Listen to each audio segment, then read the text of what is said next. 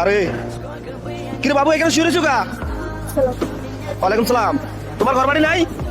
ভাই আমার মা মারা যাওয়ার পরে আমার বাপে আমার সে একে জায়গা এরপরে তো আমি 10,000 সেই টাকায় তোমার বাবা নাই? আমার বাবা আছে কিন্তু আমার সে একে জায়গা আমার মা মারা যাওয়ার পরে মা নাই? বাবা এখন যে জায়গায় আছো, জায়গার নাম কি? পান্তবা সিঙ্গেল।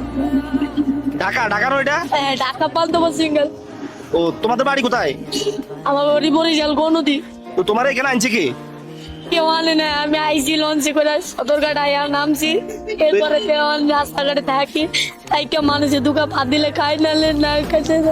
আজকে সারাদিন কিছুই খাইতে পারি নাই। তোমার আত্মীয় স্বজন নাই? আছে মামা, এরা কিন্তু আমার দেয় না। আসলে কি বলবো, আমি ঢাকা শহর যত রাস্তায় হাঁটতেছি, রোডের আনাচে কানাচে গলিতে শুধু এভাবে অসহায় মানুষগুলো শুয়ে রয়েছে, ছোট বাচ্চা, বয়স্ক মানুষ। কি একটা অবস্থা, মানে তাদের জীবন। এই যে ওর মা নাই, মা মারা গেছে, মনে হয় বাপের আইকা চলে গেছে। বৃষ্টি হলে কি করো? বৃষ্টি হলে ওই যে ওই জায়গাটা আছে, ওই জায়গাটা যে হয়ে থাকে। রাত্রে ভাত খাইছো? খাই না অনেক, খালি একটা কলা আর একটা রুটি খেয়েছি, এটা খাই হয়ে গেছি। রাতের বাজে এখন 1:31।